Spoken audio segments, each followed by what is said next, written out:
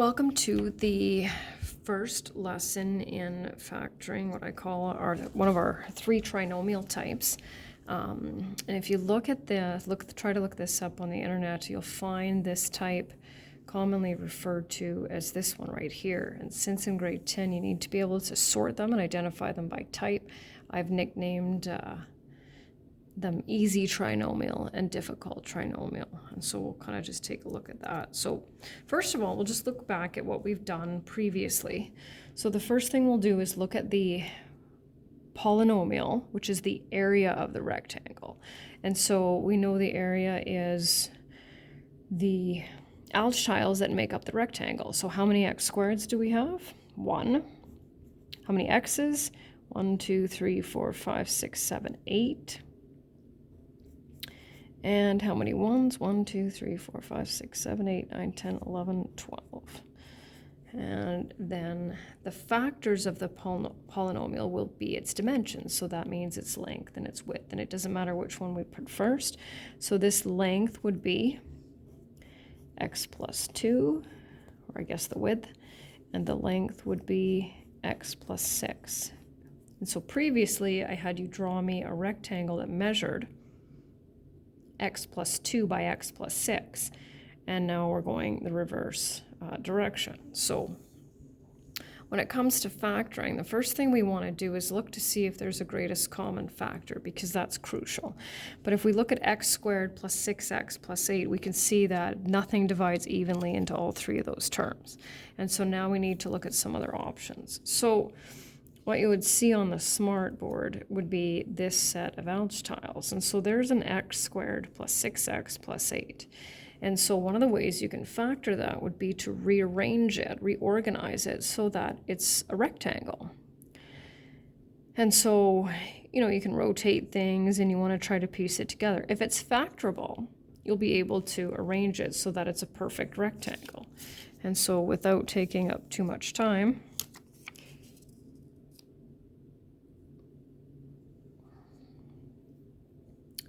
there is the rearranged rectangle. And so you can see there's the x squared plus 6x plus 8, and our factors are the dimensions of the rectangle. So that would be x plus 2 by x plus 4. Now, how do we know that works? Well, this is what we just finished working on, multiplying these to get to that, right? So x times x is x squared, 4x plus 2x is 6x, and 2 times 4 is 8. So we know we're good. So we can factor some polynomials by creating rectangles, and this works best with ones that just have positive terms.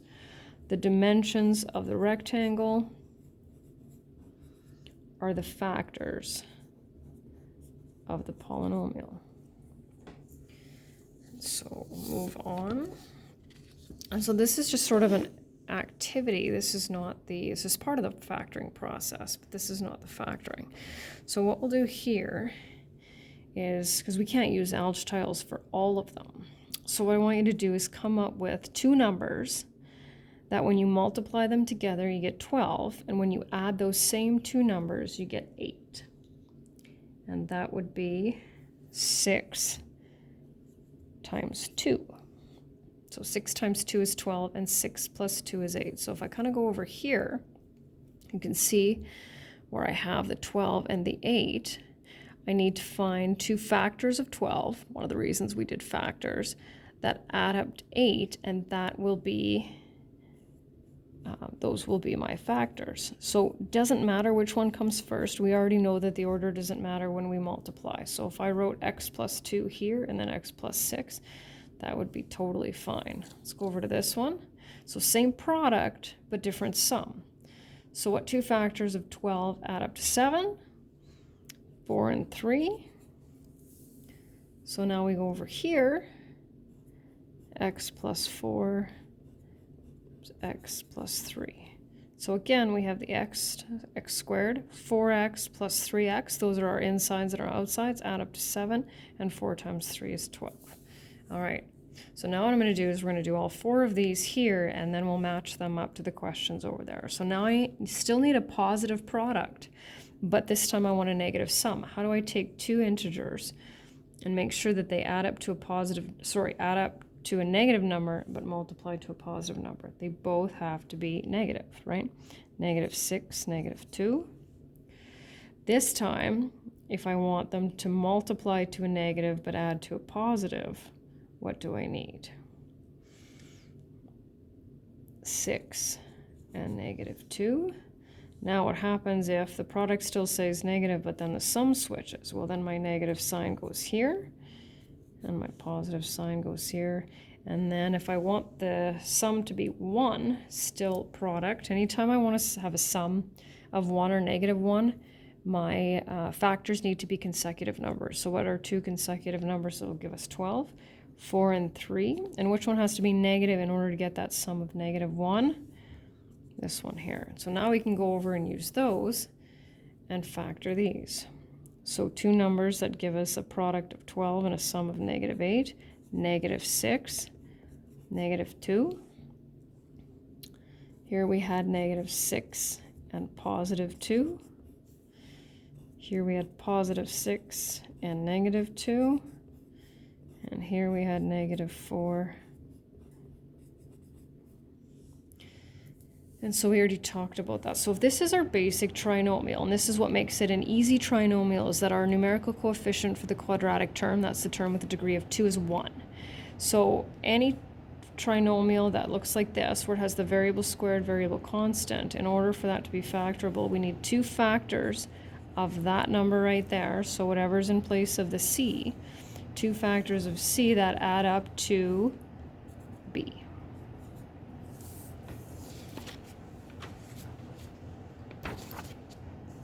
And so this is what they'll look like. So you'll have to be able to find two factors of that constant that add up to the numerical coefficient of your linear term. So sometimes what I say to students if they're struggling is I'll just say, okay, on the side, just put blank times blank equals 15 and blank plus blank equals 8. Definitely not something I need, but just to kind of give you an idea of what we're looking for. Until you get more practice and get a little bit better at it. Once you have those numbers, you're good to go. And they're always factorable. So don't ever think, oh, there's no possible way that any factors of 15 can add up to 8, because they will work. So what are we looking for here this time? 5 and 3. And if you have time to check, do a quick insides plus outsides. Has to give you that. So those are the ones I always check, because I'm pretty confident that my x times x is going to give me x squared, and that the 5 times 3 will give me the 15.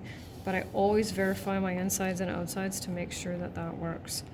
So when all terms are positive, we know we're going to have all positives.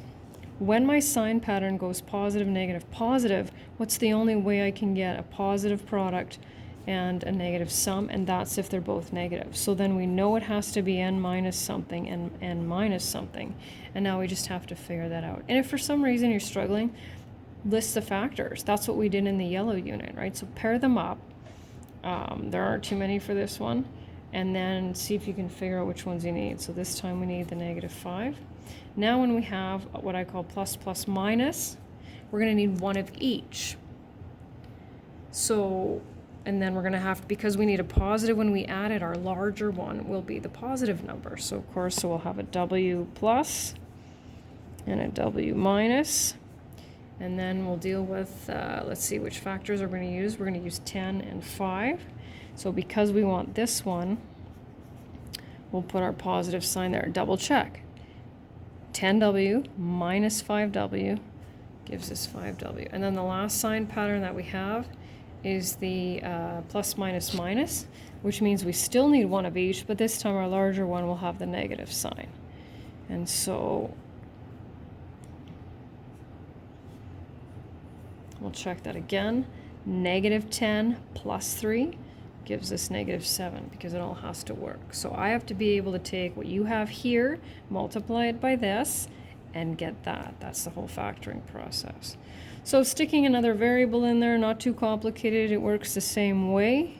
We need two factors of 3 that add up to 4. Well, there are only two factors of 3, and that's 1 and 3. So But we can't do that because this, when I multiply this times this, I'm not getting any y's, right? So we'll go over here. 3 times 1 is 3. Well, how do I get y squared? Well, y times y. And we already know that when we multiply x times y, we get xy. So I mentioned this before. Whenever you have a sum of 1 or -1, your factors have to be consecutive numbers. And so we just need 2 consecutive numbers that multiply together to give us 56. That's 8 and 7. Which one needs the positive sign in order to add up to a positive 1? Well, that will be the 8. And almost finished. So here's another one with 2 variables. So plus minus plus means they both need to be negative. And then, of course, and we don't do too many with the double variables, but just stick them in there. And there may be one every now and then that trips you up. List the factors. List all the factors. Pair them up, though. You're better off to pair them up. So 140, 220, 410, 5 and 8. Figure out which one will build you that 3. So y plus 8 and y minus 5. And then last but not least, here's another one with consecutive m minus 5. And if you have time, make sure you check those insides and outsides to get to that -1. And that's factoring easy trinomials.